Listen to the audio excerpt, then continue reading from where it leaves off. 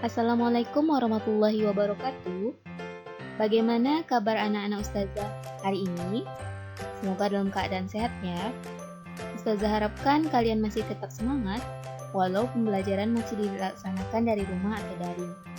Nah, hari ini kita akan masuk ke materi berikutnya, yaitu mengenai lembaga sosial bersama Ustazah Rika.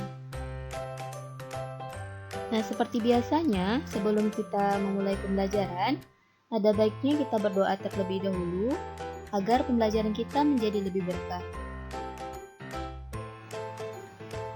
Nah, sebelum Ustazah masuk ke materi kita hari ini, Ustazah akan mengulang sedikit materi sebelumnya. Ada yang masih ingat tentang materi sebelumnya? Nah, pada materi sebelumnya kita telah mempelajari bentuk-bentuk interaksi sosial. Nah, bentuk interaksi sosial ini terbagi ke dalam dua. Yang pertama, proses-proses yang asosiatif.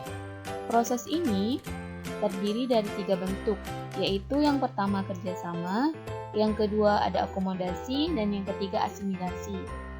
Bentuk interaksi sosial kedua yaitu proses yang disosiatif. Proses ini terbagi ke dalam 3 bentuk. Yang pertama kompetisi, yang kedua kontravensi, dan yang ketiga konflik atau pertentangan. Nah, sekarang kita masuk ke materi lembaga sosial.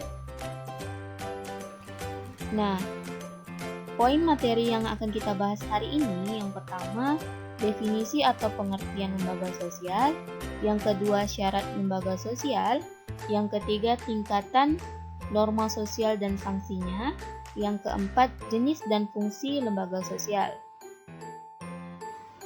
Nah, sebelumnya Ustazah ingin bertanya, apakah persamaan antara sekolah, DPRD, dan koperasi? Nah, semuanya adalah contoh dari lembaga sosial. Nah, apa sih lembaga sosial itu? Lembaga sosial adalah keseluruhan dari sistem norma yang terbentuk berdasarkan tujuan dan fungsi tertentu dalam masyarakat. Jadi dapat kita simpulkan bahwa lembaga sosial adalah seperangkat norma yang saling berkaitan, bergantung, dan saling mempengaruhi. Seperangkat norma yang dapat dibentuk, diubah, dipertahankan sesuai dengan kebutuhan hidup. Seperangkat norma yang mengatur hubungan antar warga masyarakat agar dapat berjalan dengan tertib dan teratur. Lembaga sosial harus memiliki syarat-syarat di bawah ini.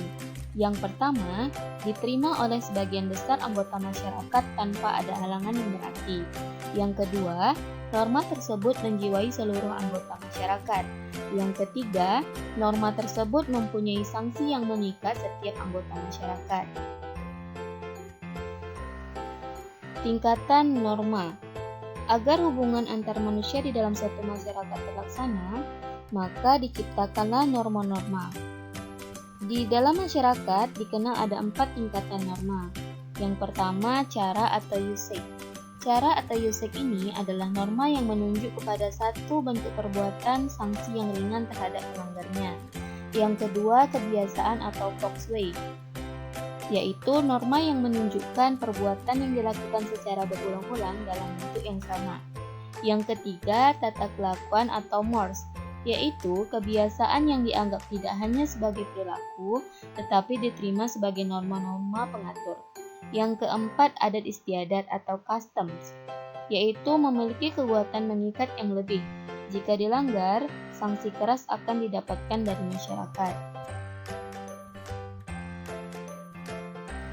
Yang pertama, cara atau usage. Suatu perbuatan tertentu yang dilakukan seseorang dalam masyarakat. Bila dilanggar, tidak akan mendapatkan hukuman atau sanksi yang berat. Contohnya makan sambil berbicara atau bersendawa. Yang kedua, kebiasaan atau folkways. Kebiasaan atau folkways merupakan perbuatan yang dilakukan secara berulang-ulang dalam bentuk yang sama sehingga menjadi kebiasaan. Apabila dilanggar, dikenakan sanksi berupa teguran. Contohnya saja, makan dan minum dengan tangan kanan, mengucapkan salam ketika bertemu. Nah, apabila kita tidak melakukannya, maka dikenakan sanksi berupa teguran. Yang ketiga, tata kelakuan atau mores. Tata kelakuan atau mores adalah aturan yang diterima oleh masyarakat dan aturan tersebut dijadikan sebagai alat pengawas atau kontrol oleh masyarakat kepada seluruh anggotanya. Nah, apabila norma ini dilanggar, pelakunya akan dikenakan sanksi. Nah, contohnya berzina, pelanggaran lalu lintas, berjudi, minum minuman keras. Yang keempat, adat istiadat atau customs. Merupakan sebuah aturan yang secara turun-temurun yang berlaku di daerah tertentu. Sanksi atas pelanggaran norma ini akan mendapatkan sanksi sesuai dengan adat masing-masing. Misalnya dikucilkan dan dikeluarkan dari masyarakat. Contohnya pernikahan dalam satu marga yang dilakukan oleh suku Batak, maka ini akan melanggar norma dari adat istiadat. Nah, selanjutnya kita akan masuk ke jenis lembaga sosial. Lembaga sosial yang ada di masyarakat bentuknya bermacam-macam, seperti lembaga keluarga, lembaga agama, lembaga ekonomi, lembaga pendidikan, dan lembaga politik. Yang pertama, lembaga keluarga. Keluarga merupakan unit sosial yang terkecil dalam masyarakat yang terdiri dari ayah, ibu, dan anaknya. Fungsi lembaga keluarga yang pertama yaitu fungsi reproduksi. Maksud dari fungsi ini yaitu keluarga mempunyai fungsi reproduksi yang artinya dari pernikahan diharapkan akan memberikan keturunan. Yang kedua, fungsi proteksi atau perlindungan. Keluarga sebagai wahana atau tempat memperoleh rasa nyaman, damai, dan tentram seluruh anggota keluarganya. Yang ketiga, fungsi ekonomi. Keluarga sebagai wahana pemenuhan kebutuhan ekonomi fisik dan material yang sekaligus mendidik keluarga untuk hidup efisien, ekonomis, dan rasional. Yang keempat, fungsi sosialisasi. Keluarga memiliki tugas untuk mengantarkan dan membimbing anak agar dapat beradaptasi dengan kehidupan sosial, sehingga kehadirannya dapat diterima oleh masyarakat luas. Fungsi lembaga keluarga yang selanjutnya yaitu fungsi afeksi. Keluarga sebagai wahana untuk menumbuhkan dan membina rasa cinta dan kasih sayang antara sesama anggota keluarga dan masyarakat. Yang keenam, fungsi pengawasan sosial. Setiap anggota keluarga pada dasarnya saling kontrol atau saling mengawasi karena mereka memiliki tanggung jawab dalam menjaga nama baik keluarga. Yang ketujuh, fungsi pemberian status. Melalui lembaga perkawinan, seseorang akan mendapatkan status atau kedudukan yang baru di masyarakat, yaitu sebagai suami atau istri. Nah, contoh lembaga keluarga yang ada di sekitar kita yaitu Kantor Urusan Agama atau KUA, Lembaga Perlindungan Anak atau LPA, Komisi Perlindungan Anak Indonesia atau KPAI, Pos Pelayanan Terpadu atau Posyandu, dan lain sebagainya. Yang keempat, adat istiadat atau customs. Merupakan sebuah aturan yang secara turun-temurun yang berlaku di daerah tertentu. Sanksi atas pelanggaran norma ini akan mendapatkan sanksi sesuai dengan adat masing-masing. Misalnya dikucilkan dan dikeluarkan dari masyarakat. Contohnya pernikahan dalam satu marga yang dilakukan oleh suku Batak, maka ini akan melanggar norma dari adat istiadat.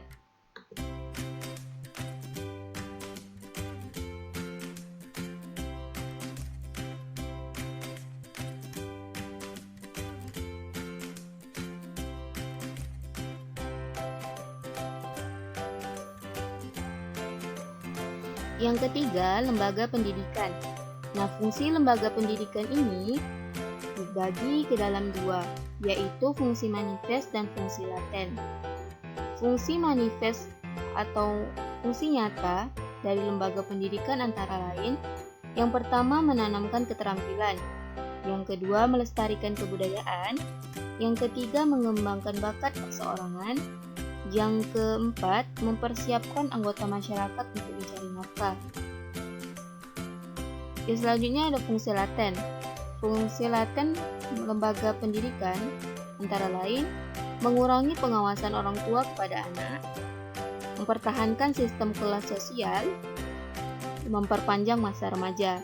Nah, contoh dari lembaga pendidikan yaitu pendidikan usia dini atau PAUD, Taman Pendidikan Al-Quran atau TPA, dan lain sebagainya.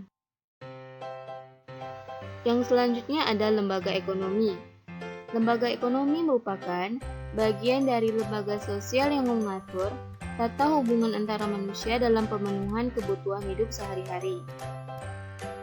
Fungsi lembaga ekonomi yaitu memberi pedoman untuk melakukan pertukaran barang atau barter, memberikan pedoman untuk mendapatkan bahan pangan, memberikan pedoman tentang cara pengupahan, memberikan pedoman untuk menggunakan tenaga kerja, dan memberikan pedoman tentang harga jual beli. Nah, contoh dari lembaga ekonomi adalah Badan Usaha Milik Negara atau BUMN dan Badan Usaha Milik Swasta atau BUMS, atau bisa juga perusahaan. Yang terakhir ada lembaga politik. Lembaga politik merupakan suatu lembaga yang mengatur pelaksanaan dan wewenang yang menyangkut kepentingan masyarakat, agar tercapai suatu keteraturan dan tata tertib kehidupan bermasyarakat. Fungsi lembaga politik yaitu memelihara ketertiban di dalam atau internal order. Yang kedua, menjaga keamanan di luar atau external security. Yang ketiga, mengusahakan kesejahteraan umum. Yang keempat, mengatur proses politik.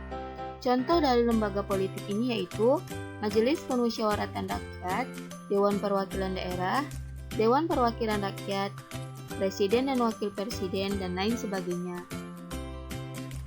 Nah, sampai di sini dulu pertemuan atau pembelajaran kita hari ini.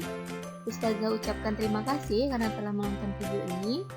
Apabila ada yang ingin ditanyakan, boleh langsung bertanya pada WA Ustazah. Nah, sebelumnya, setelah menonton video ini, Ustazah minta kalian membuat kesimpulan. Sampai bertemu di pertemuan selanjutnya. Assalamualaikum warahmatullahi wabarakatuh.